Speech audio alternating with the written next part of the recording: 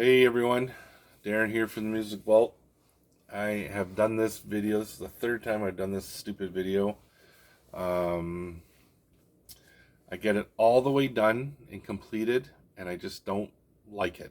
I don't know why, I just don't like it, so I just get rid of it. Anyways, just gonna do an update here. I have some death metal, of course. Got some regular metal. I have some hard rock. Yeah, let's do some hard. Let's do some. We'll do the soft rock stuff first. Okay. I have that like some soft rock. These guys are pretty soft. Asphyx out of the Netherlands. See, they have their kind of like their beachy pose and stuff like that. No, I'm just kidding. Death metal. Yes. I mean, who doesn't like death metal? Great album. I freaking love this album. Such a good record. Nice and heavy. Then I get Necrophagist. I think that's how you pronounce it. Necrophagist. I don't know. Anyways, tech death. If you like tech death, like Obscura, Gorguts, stuff like that. Revocation. I got some of that in here. If you like tech death, for sure, that band really techy. Even old like later death stuff. Uh, Chuck was getting really into the progressive or tech death or whatever. So, um, yeah, like the new Revocation, Nether Heaven. Um, so if you like tech death, for sure get that. Get those albums. Brand new Razor. I've seen this shown a couple of times. I've had this for a while. Just haven't shown it. Actually, like I said, I did this video I think 2 weeks ago, and then I deleted it, and then I just did it again recently, and I deleted it because I didn't like it. So I've had this for a while. Man, if you like Razor, this is for you. You got to get this album. Great stuff. Very, very tongue-in-cheek. Corny lyrics, but they work with the band because the band is so tongue-in-cheek. And by corny lyrics, I don't mean like ridiculous. Like some people will argue and say that some of the lyrics are ridiculous because of what they write, but songs like Jabroni stand out. Um, got ourselves a tough guy here who thinks he's number one. That won't be allowed to stand when all is said and done. I detect disrespect as I invade the ring. It's time for retribution and the high it always brings. Like just stuff like that. I mean, they write a lot of their songs are really violent. We'll put it that way. But that's Razor. That's always been Razor, and it's always done in tongue in cheek. So you don't put a lot of stock into the lyrics. They're not as stupid as some of the Anvil lyrics. I gotta say, some of the Anvil lyrics, like the one, what was the album where they had the angels smoking the bong, and the bong was the shape of an anvil? Like really? And I think that they did that. What was it? Legal at Last, I think was the name of that album. Like it was just dumb. Talus. I had no friggin' clue that this album was out. This is a killer record. If you like this is old, not old Talus, but if you like Talus, I mean, this is the first album they put out in 40 years. Billy Sheehan went on and he's done tons of other stuff. Mr. Big being one of them for years. Sons of Apollo. I can't even remember what else he's put out.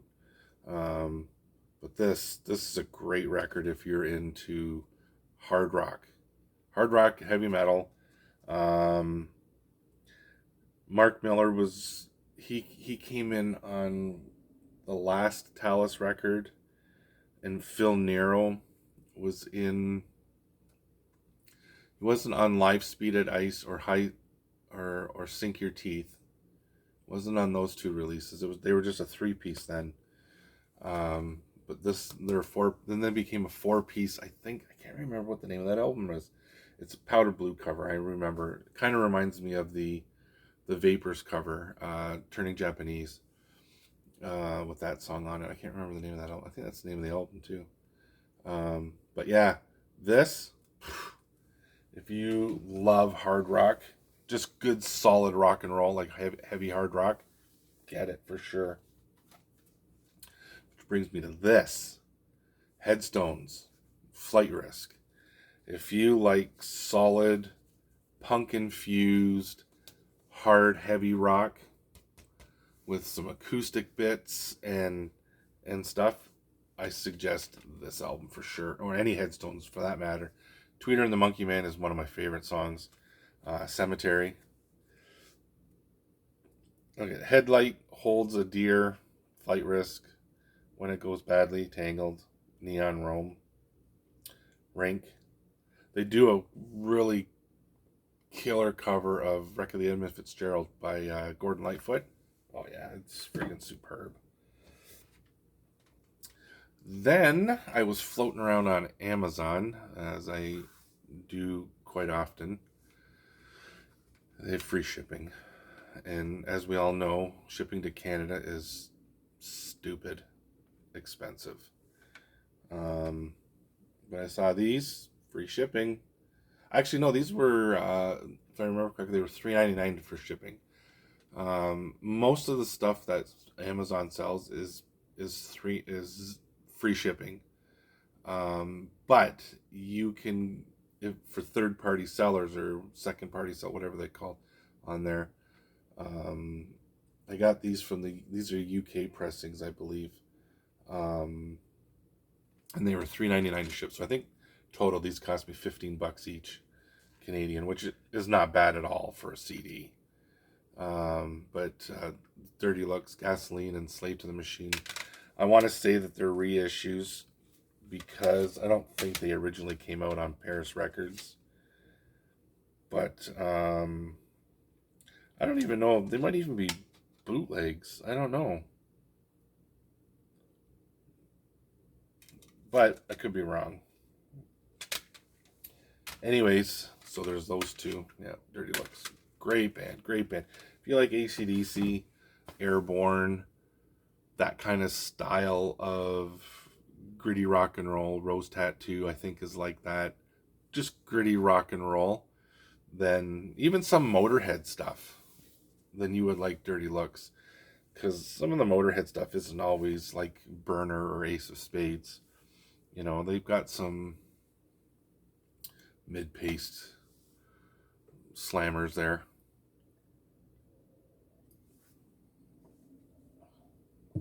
Just enjoying my morning coffee before I head out and rake leaves. Yay. Alright, so let's do this one.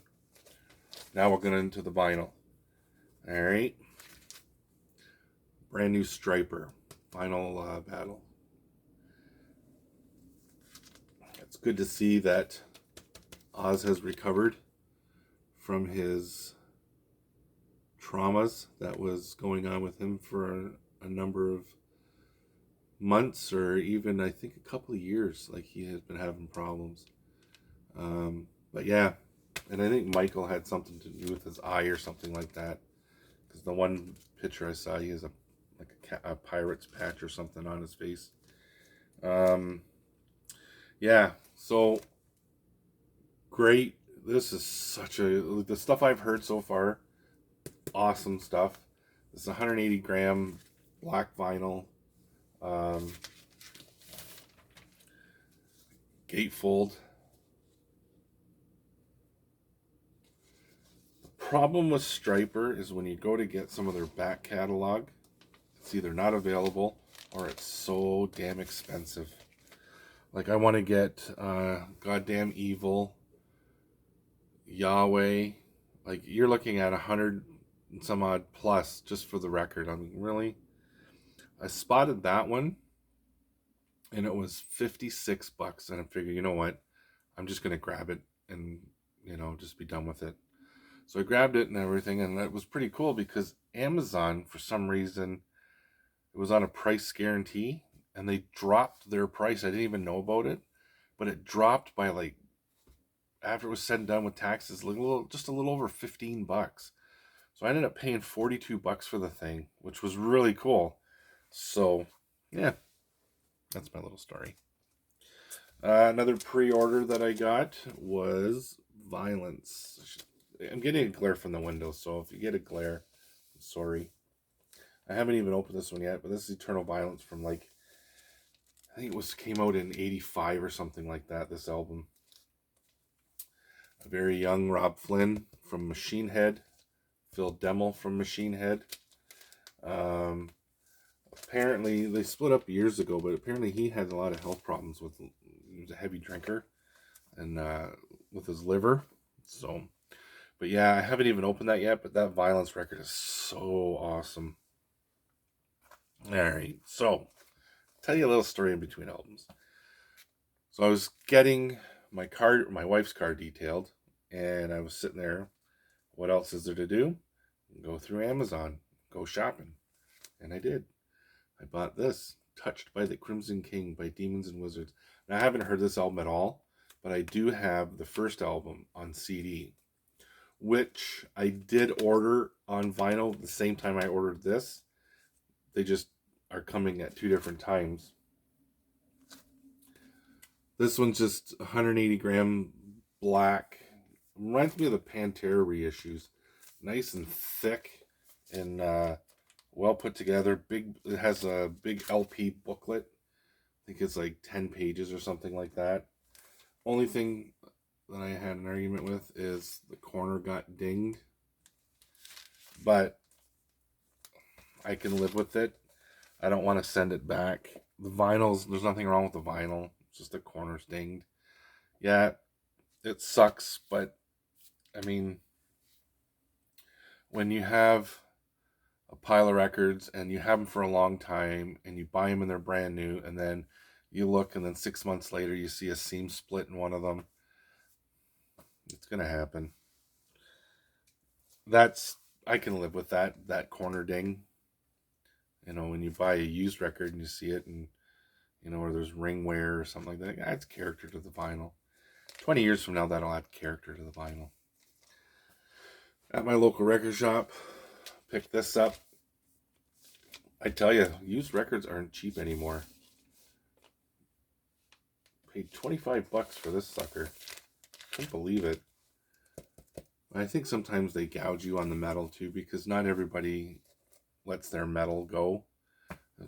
Those of us that have vinyl collections that are into metal, we don't too terribly often dump them or trade them off or sell them. Not like you can go buy a Taylor Swift record now and there's like 1 million copies. Like, who cares? So you can pick it up, in the used bin next to nothing. But the metal, I find the metal stuff, no, not anymore. So when I got the Razor, I grabbed the Amorphous as well. I figured throw it in there with the shipping. This is on a really nice electric blue vinyl, like this color of blue. It's really nice. The first couple of Amorphous records are like just death metal, and I really dig them. I mean, I shouldn't say that. I like all Amorphous stuff. I have a lot of Amorphous. Most of it is on CD. Well, all of it's on CD.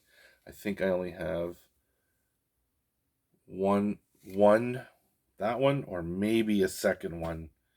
Yeah, I'm going to say just that one on vinyl. Up next is Exhumed to the Dead. Look at that cover. Look at that cover. Makes you want to go out and eat a ham sandwich. To the Dead. I've heard Drained of Color. The video is freaking funny. Um, yeah, no surprises here. Gore, splatter metal, whatever you want to call it. Death metal. Drenched in blood and guts, I guess. Um, I like how Amazon or Relapse is doing that as opposed to that. Just the white. I like when they put the colored sticker on there. But yeah, I know I'm not gonna take it off. Leave it on there. But yeah, maybe I'll show you this album because it's really cool. The splatter. Oh no, this isn't the splatter. This is the I don't know what color you call that. Purple, a mauve. See, when it's not in the light, it's really deep and vibrant. But when it's in the light, it's kind of like, well, like that. So, see right there. When it's under the light, that's the color it is. But when you put it in the light, like it goes like a lot. It's not a deep. Whereas I don't know, blah, blah, just rambling, I guess. I don't know what color you call that. I don't know if it's a purple or like what do they call it? I can't even read it. It's so damn small. Yeah, I don't even think they call it anything. But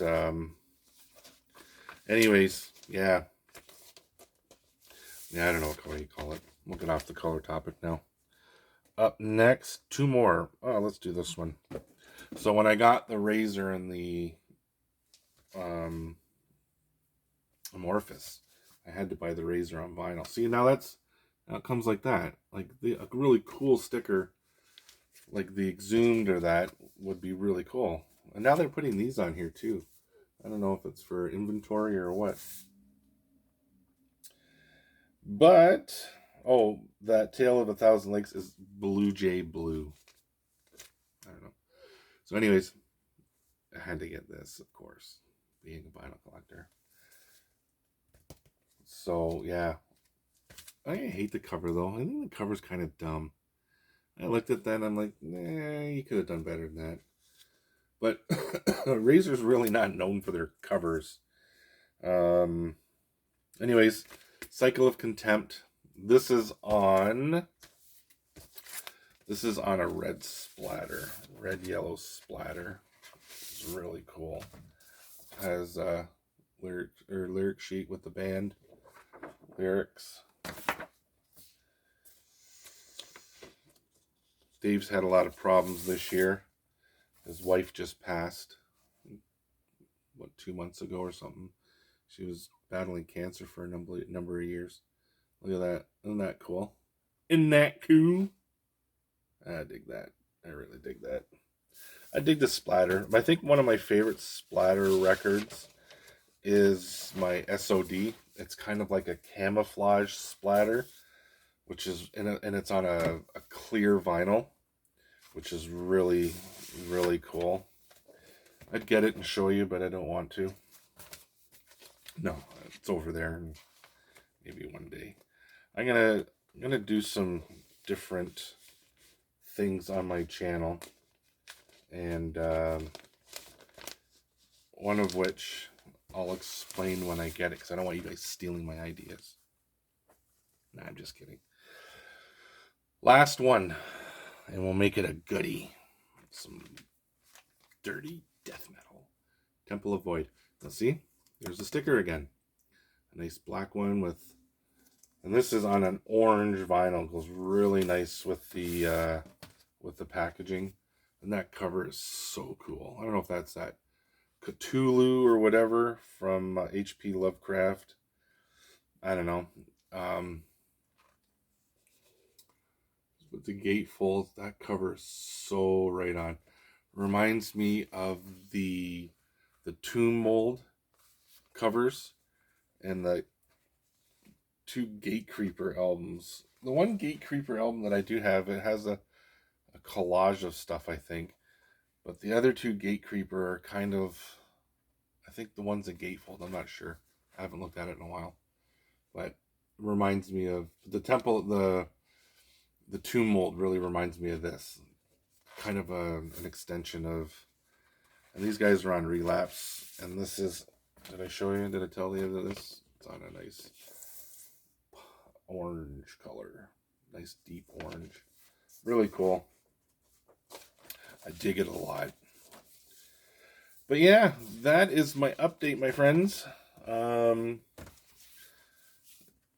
It just I'm gonna, I've done that. I don't know what I'm gonna do, but I know I have a couple of ideas of what I'm gonna do for the my channel. But yeah, that is my metal update, people. Got a medal for, I think there's some metal in there for everybody. Anyways, you guys have a great day, and I will go outside soon and rake some leaves. Cheers.